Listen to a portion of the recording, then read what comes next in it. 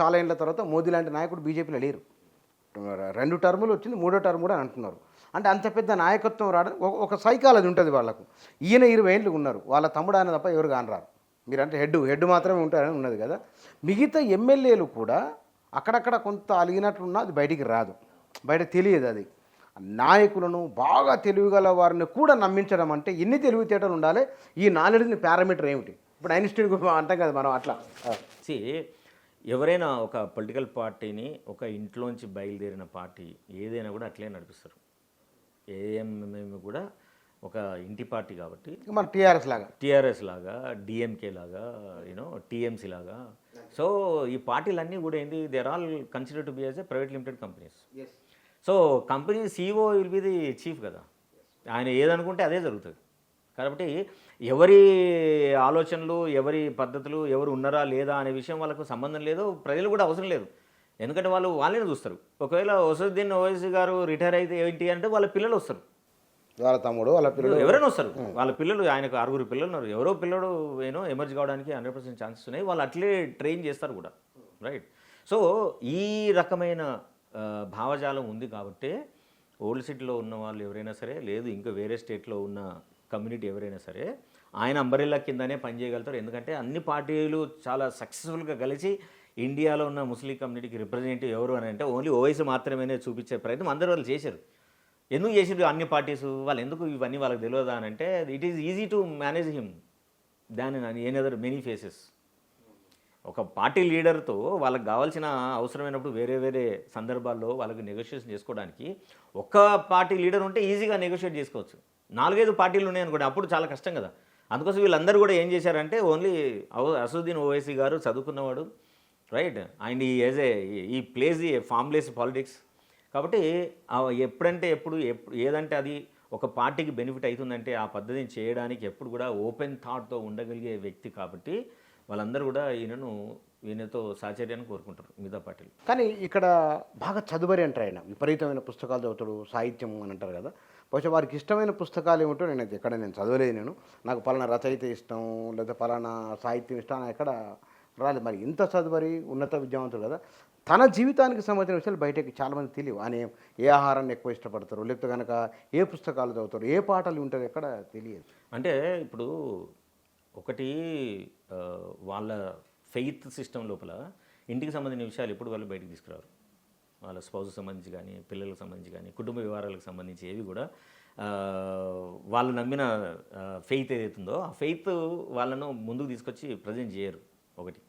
రెండోది ఏంటంటే ఆయనే ఎప్పుడు కూడా ఒక పొలిటీషియను, ఈ ముస్లిం కమ్యూనిటీకి సంబంధించిన ఒక వాయిస్, తను మాత్రమే వీటన్నిటికి సంబంధించిన సమస్యలను పరిష్కరించగలడు అనే భావనను మాత్రమే చాలా బలంగా తీసుకెళ్ళడానికి ఆయన ఎక్కడ అపియర్ అయినా, ఏ కార్నర్ ఆఫ్ ద దేశం పోయినా సరే ఇవి మాత్రమే మాట్లాడగలుగుతాడు ఆయన.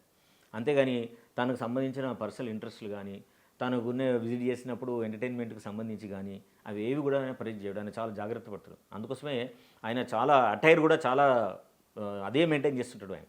ఎందుకంటే ఆయన చూడగానే వెంటనే ఎవరికైనా సరే అదే దృష్టి రావాలి, అదే వేరే ఆలోచన రాకూడదు. సో ఆయనే అట్లా కండిషన్ చేయగలిగే పద్ధతి లోపల తను నిర్మించుకున్నాడు. కాబట్టి తను అలాంటి నిర్మించుకున్న భావజాలకు కానీ, తను నిర్మించుకున్న కోటకు కానీ ఎలాంటి 0.01% ఏమైనా ఇబ్బంది వచ్చినా సరే దాన్ని తీసుకోవడానికి రెడీగా లేడు అని చెప్పే పద్ధతి లోపల ఆయన అంతే నిఖచ్చిగా తనకు సంబంధించిన విషయాలు మాత్రమే తను చెప్పగలుగుతాడు. మన దేశంలో చాలా రాష్ట్రాల్లో అర్బనైజ్డ్గా ముస్లిం చాలామంది ఎక్కువ ఉన్నారు. నరేంద్ర మోదీ భారతీయ జనతా పార్టీ ఎట్లయితే ఎదుగుతూ వస్తున్నప్పుడు ఈయన దేశవ్యాప్తంగా పోటీ చేసుకుంటూ వెళ్ళిపోతున్నారు. అంటే వీళ్ళు ఎక్కడ ఉంటే ఇక్కడ ఒక నాయకుడిగా ఎస్టాబ్లిష్ అవుతున్నారు. వేరే వేరే రాష్ట్రాల్లో కూడా ఎవరు అంత ఇప్పుడు సమాజ్వాదీ పార్టీలోనో, బహుజన సమాజ్ పార్టీలోనో, లేకపోతే కాంగ్రెస్లోనో, అక్కడక్కడ మన బీజు జనతాదళ్లోనో కనబడతారు. కానీ ఈ ఎంఐఎం లాగా వచ్చి నిలబడిన వాళ్ళు ఎవరు లేరు కూడా. మరి తను ఒక్కరే నిలబడడానికి గల రీజన్ ఏమిటి? మిగతా వాళ్ళు ఎందుకు రాలేకపోయారు? ఏం కారణాలు ఏంటాయి? మిగతా వాళ్ళ కారణాలు ఎందుకు రాలేదని మనం ఇప్పుడు చెప్పడం మన కాన్సెప్ట్ కాబట్టి అవుట్ ఆఫ్ ద కాంటెక్స్ట్ కూడా అసదుద్దీన్ ఓవైసీ గారు is the most lovable leader by every party. He created that impression. రాజకీయ నాయకులు కూడా చాలా ముఖ్యమైన స్నేహితుడు, చాలా ఆంతరంగికుడు, ఆప్తుడు కూడా. కేసీఆర్ అన్నదమ్ములు అనుకున్నారు వాళ్ళిద్దరు.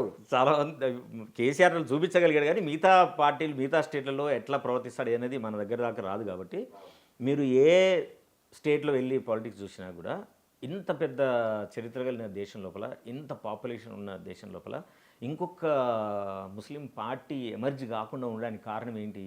ఎందుకంటే అన్ని పార్టీలు కలిసి ఈయననే ఈ face of the Muslim community అని చెప్పే ప్రయత్నంలో భాగంగా ఆయన్ను ప్రొజెక్ట్ చేయగలిగాడు.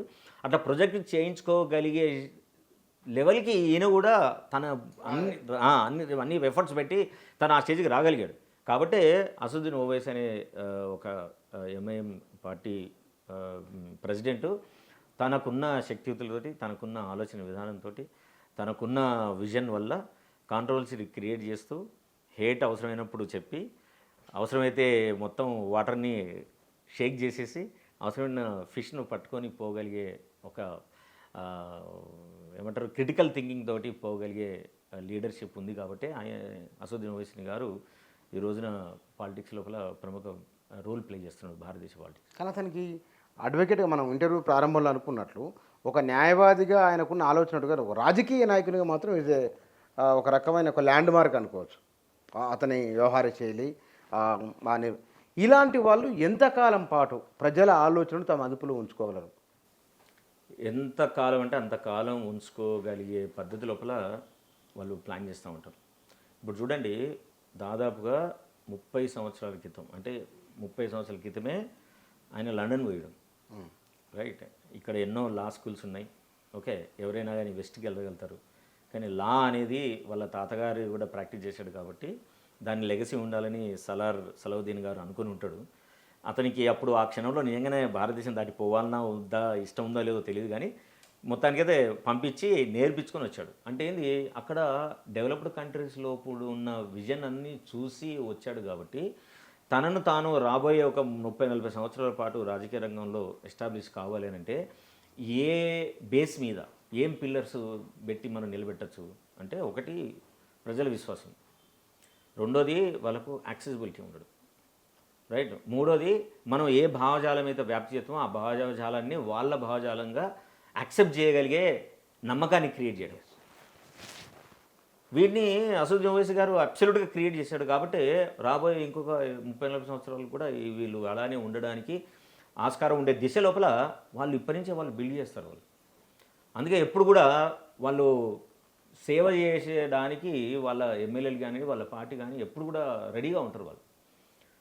సో వాళ్ళకు ముందు వెళ్ళి ఒక పని ఉంది అంటే ముందు అది అవుతుందా లేదా తర్వాత విషయం, కానీ వాళ్ళు వినగలుగుతారు, దానికి సంబంధించి ఒక అటెంప్ట్ చేయగలుగుతారు, నేను పని చేయగలుగుతున్నా అనే నమ్మకాన్ని వాళ్ళకు కలిగించగలుగుతారు.